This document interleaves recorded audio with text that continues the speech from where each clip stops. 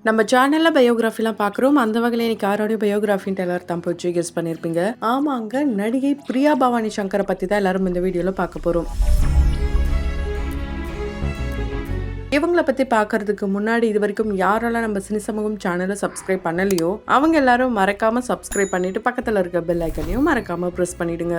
நடிகை பிரியா பவானி சங்கர் ஒரு unlucky person அப்படின்ட்டு நிறைய ட்ரோல் பண்ணாங்க. அவங்கள ரொம்பவே புல்லிங் பண்ணாங்கன்ட்டு மனசளவில் உடஞ்சு போனதா ரீசெண்டாக ஒரு ப்ரெஸ் மீட்ல கூட சொல்லி எமோஷ்னலானாங்க. எங்களை பர்சனலாக அட்டாக் பண்ணாதீங்க, ரிவ்யூஸ்னா அது மூவிஸ் ரிலேட்டடாக கொடுங்க, கிரிட்டிசைஸ் பண்ணுங்க, அதை பற்றிலாம் ஒன்றும் பிரச்சனை கிடையாது. ஆனால் பர்சனலாக நீங்கள் எங்களை அட்டாக் பண்ணும்போது அது எந்த அளவுக்கு வலிக்கும்ட்டு அவங்களுக்கு தான் தெரியும். அதனால ப்ளீஸ் இதெல்லாம் நிறுத்துங்கன்ட்டு ஒரு ப்ரெஸ் மீட்ல கூட சொல்லியிருந்தாங்க. அவங்கள எதுக்காக அன்லக்கி பர்சன் சொல்லியிருந்தாங்கன்னா, அவங்க எந்த படத்தெல்லாம் நடிக்கிறாங்களோ அந்த படம் ஓடாது, ஃப்ளாப் ஆகிடும், அதனால தான் அவங்க வந்து அன்லக்கி, ராசி இல்லாத நடிகை அப்படிலாம் கூட பட்டம் சொல்லியிருந்தாங்க. ஆனால் டிமாண்டி காலனி 2 இந்த படத்தை யாரெல்லாம் பார்த்தீங்களோ கண்டிப்பாக இப்படி என் தலைவி இதுக்கப்புறம் யாராவது அப்படி சொல்லுவீங்களான்னு கேட்குற வகையில தான் நிறைய பேர் அவங்கள ரொம்பவே புகழ்ந்து தள்ளிட்டு வராங்க. ஆமாங்க, டிமாண்டி காலனி 2ல செம்மையா அவங்க நடிச்சிருக்காங்களாம். அந்த படத்தில் பார்த்தீங்கன்னா ரொம்பவே த்ரில்லிங்காக இருக்கும். ஆனால் ரியல் லைஃப்ல இவங்க வந்து பயம் இருக்குமா, பேய் இருக்கு அப்படின்லாம் நம்பினது கிடையாதாம். அவங்களுடைய ரியல் லைஃப்ல ஒரு இன்சிடென்ட் நடந்திருக்காம். அதாவது அவங்க டிவி சேனல்ல ஒர்க் பண்ணும்போது அவங்க கூட க்ளோஸா இருந்த ஒரு ஃப்ரெண்டு இறந்திருக்காரு. அவரையே நினைச்சிட்டே இருந்திருக்காங்க. அந்த ஒன் டே ஃபுல்லா அங்க ஃபுல்லா அவரை பத்தி தான் பேசியிருக்காங்க. சடனா அவர்கிட்ட இருந்து கால் வர மாதிரி இவங்க ரொம்பவே பயந்துருக்காங்க. அதுக்கப்புறமா அவங்க அம்மா தான் பூஜைலாம் பண்ணி அவங்க ரொம்பவே சட்டில் பண்ணி தூங்க வச்ச கதெல்லாம் கூட இருக்காம். இவங்க இந்தியன் 2ல நடிச்சதுனால தான் கமல் சார் நடிச்சிருந்து கூட அந்த படம் ஓடலன்ட்டு இவங்க மேலதான் கிரிட்டிசைஸ் பண்ணாங்க.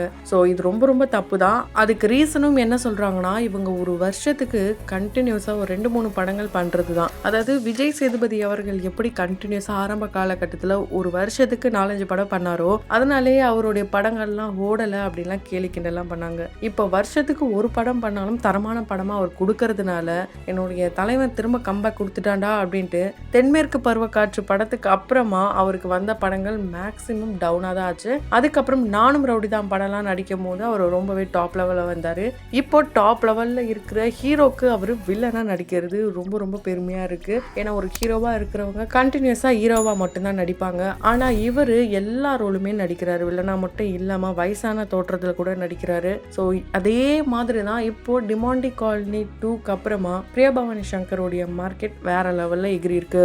இவங்க பார்த்தீங்கன்னா 2014 அந்த டைம்ல தான் வந்து காலேஜ்லாம் படிக்கிறாங்க. அப்படி படிக்கும் போது நியூஸ் சேனல் பார்க்கும்போது இவங்களுக்கு கீழே இது போல வாய்ப்புகள்லாம் இருக்கு, வந்து ஆடிஷன் அட்டன் பண்ணுங்கன்னு சொல்லும் போது இவங்க நேரடியாக போய் ஆடிஷன் அட்டன் பண்ணியிருக்காங்க. தமிழ் உச்சரிப்பு இவங்களுக்கு ரொம்ப நல்லாவே இருக்கும். அப்போல்லாம் இவங்களுக்கு மேக்கப்னா என்னன்னே தெரியாதாம். அதுக்கப்புறம் தான் இவங்களுக்கு மேக்கப்னா என்னன்ட்டு அங்கே தான் லேர்ன் பண்ணாங்களாம். ஸோ அது ரொம்பவே பிடிச்சிருந்ததாங்க. இவங்களுக்கு படிக்கிறது ரொம்பவே பிடிச்சிருந்ததாம். ஆனால் அங்கே இருக்கும் போது இவங்க மாடர்னாகவும் இருக்க மாட்டாங்க, ட்ரெடிஷ்னாகவும் இருக்க மாட்டாங்க, மாடரேட்டாக தான் இருப்பாங்க. அதனால இவங்களுக்கு நிறைய வாய்ப்புகள்லாம் வந்ததாம். அந்த வாய்ப்பெல்லாம் அப்போ நோ சொன்னவங்க இப்போ அதே டைரக்டர் கூட கமர்ஷியல்லாம் பண்ணாங்களாம். அந்த டைரக்டர்ஸ் இப்போ இவங்களை பார்க்கும்போது நான் ஃபர்ஸ்ட் உங்களை ஹீரோயினாக நடிக்க வைக்கணும்னு ஆசைப்பட்டேன், ஆனால் நீங்கள் நோ சொல்லிட்டீங்க, இப்போ பார்த்தீங்களா என்னுடைய கமர்ஷியலில் நீங்கள் நடிக்கிறீங்கன்ட்டு அந்த டைரக்டர்ஸ்லாம் வந்து இவங்க கிட்ட பேசின கதை கூட இருக்கு. அது மட்டும் இல்லாமல் இவங்க அங்கே இருக்கும் போது தான் இவங்களுக்கு சீரியல் வாய்ப்பெல்லாம் வந்திருக்கு. அந்த சீரியல் வாய்ப்பை நல்ல முறையில் பயன்படுத்திக்கிட்டாங்கன்னு சொல்லலாம். ஏன்னா கல்யாணம் முதல் காதல் வரை இந்த சீரியல் இவங்களுக்காகவே ஓடிச்சுன்னு சொல்லலாம். ரொம்ப ரொம்ப சூப்பராகவே நடிச்சிருப்பாங்க.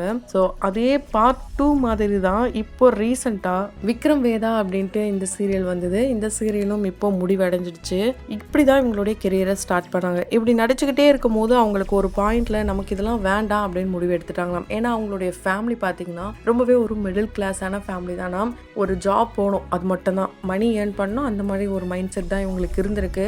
ஆனால் இந்த மாதிரி மீடியாலாம் சொல்லும் போது ஆரம்பத்தில் யாருமே வந்து தடுக்கலையாம். நம்மளுடைய பொண்ணு வந்து கரெக்டாக தான் இருப்பான்ட்டு இவங்களுடைய அம்மாக்கு இவங்க மேலே ரொம்ப நம்பிக்கை இருந்திருக்கு. அதனால தான் ஆக்டிங்க்கும் ஓகே சொல்லியிருக்காங்க. ஆனால் இவங்க தான் வேண்டாம் அப்படின்னு சொல்லிட்டு குவிட் பண்ணிட்டு ஒரு 6 மந்த் யூஎஸ்ஏ போயிருந்தாங்களாம். அங்கே போய் ஒரு கோர்ஸ் பண்ணணும்னு நினச்சிருக்காங்க. அங்கே முடிச்சதும் இங்கே ரிட்டர்ன் வந்ததுக்கு அப்புறம் தான் இவங்களுக்கு வெள்ளித்திரையில் வாய்ப்பு கிடைக்குது. அந்த வகையில் இவங்க நடித்த ஃபர்ஸ்ட் படமே பெஸ்ட் படமே சொல்லலாம். மேயாத மான். இந்த படத்துல ஃபுல் அண்ட் ஃபுல் இவங்களோட ஆக்டிங் ரொம்ப ரொம்ப நல்லா இருக்கும். மது கேரக்டர் ரொம்பவே சூப்பரா இருக்கும். இதுல பிரதீப் குமார் அவர்களுடைய வாய்ஸ்ல வெளியான சாங்ஸ் செம்மையாவே இருக்கும். இப்போ நிறைய பேர் இவங்கள பார்த்து அந்த பாடலை பாடிட்டு இருக்காங்க. ரீசன்ட் டைம்ல கூட இவங்க ஒரு ஷோக்கு போயிருந்தாங்க. இவங்களை பார்த்து அந்த பாடெல்லாம் பாடி இவங்களை ரொம்பவே ஹாப்பி ஆக்குனாங்க. ஸோ இதெல்லாம் ஒரு பக்கம் இருக்கு.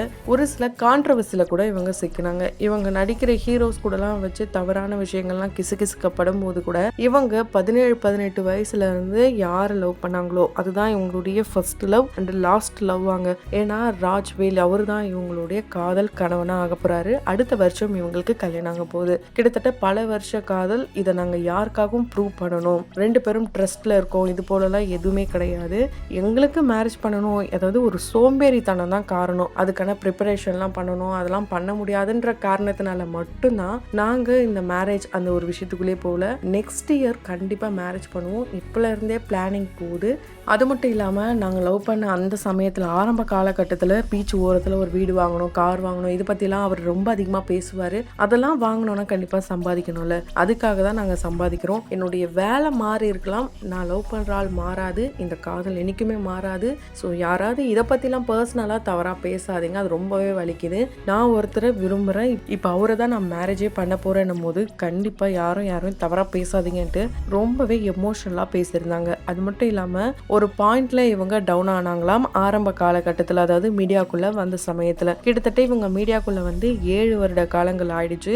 இருந்தாலும் ஆரம்ப காலகட்டத்தில் இவங்க ரொம்பவே வந்து டவுனா இருக்கிற சமயத்தில் ரொம்ப சப்போர்ட்டிவா இருந்த பர்சன் ராஜ்வேல் தானாம். அந்த நேரத்தில் இவங்களை விட்டுறக்கூடாது அப்படின்ட்டு அவங்களுடைய அம்மா மிரட்டினாங்களாம். அவங்களுடைய அம்மா என்ன மிரட்டினாங்கன்னா, உனக்கு இவனை விட எந்த ஒரு நல்ல பையனும் கிடைக்க மாட்டான், உன்னை மேலே கொண்டு வரதே இவன் மட்டும்தான், இவனுடைய காதல் மட்டும்தான், இவனை கைவிட்டுறாத, இவனை தான் நீ கல்யாணம் பண்ணிக்கணும், அப்படி இல்லைன்னா நான் அவன் கூடயே போயிட்டு அவங்களுடைய வீட்டிலேயே இருந்துருவேன் அப்படின்னு மிரட்டினதுனால மட்டும்தான் அப்போ அந்த காதலை விடக்கூடாதுன்னு முயற்சி பண்ணவங்க இப்போ வரைக்கும் அந்த காதலை கையில பிடிச்சிருக்காங்க. ஸோ இவங்களை அந்த புல்லிங் பண்ணது ரொம்ப ரொம்ப ஹர்ட்டிங்காக இருந்தது எல்லாமே இவங்களுடைய ஆக்டிங் மூலயமா இவங்க ப்ரூவ் பண்ணிட்டாங்க.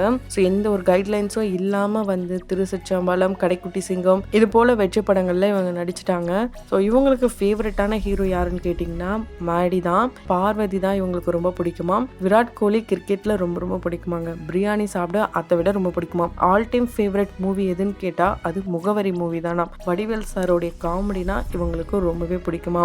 ஸோ படங்களை பார்த்து நிறைய ரிவ்யூஸ் கொடுங்க, அது நெகட்டிவா இருந்தா கண்டிப்பா நான் சேஞ்ச் பண்ணிக்கிறேன் அப்படின்னு சொல்லியிருக்காங்க. ஸோ இவங்க தமிழ் பேசுற ஒரு நடிகை, இவங்களை எந்த அளவுக்கு டவுன் பண்ணணும்னு ஆரம்ப காலகட்டத்தில் நினைச்சாங்களோ இப்போ அந்த அளவுக்கு மேலே வந்துட்டே இருக்காங்க. ஸோ இவங்க சூஸ் பண்ண பாதை தான் வந்து ஆரம்ப காலகட்டத்தில் தவறுன்னு சொல்லலாம். ஏன்னா கிடைச்ச ரோல்ஸ் எல்லாத்தையுமே இவங்க பண்ணதுனால மட்டும்தான் 7 வருஷத்துல 25+ மூவிஸ் இவங்க நடிச்சிருக்காங்க. ஸோ இதுக்கப்புறம் சூஸியான படங்கள்ல நடிப்பாங்கன்னு எதிர்பார்க்கலாம். அந்த வகையில் இவங்க நடிச்ச படத்துல உங்களுக்கு எந்த படம் ரொம்ப பிடிக்கும்ன்றத கமெண்ட் பாக்ஸ்ல மறக்காம கமெண்ட் பண்ணுங்க. தொடர்ந்து வீடியோஸ்லாம் பார்த்து என்ஜாய் பண்ணணும்னு நினைச்சீங்கன்னா உடனே நம்ம சினி சமூகம் சேனலை சப்ஸ்கிரைப் பண்ணிட்டு பக்கத்தில் இருக்க பெல் ஐக்கானையும் மறக்காம பிரஸ் பண்ணிடுங்க.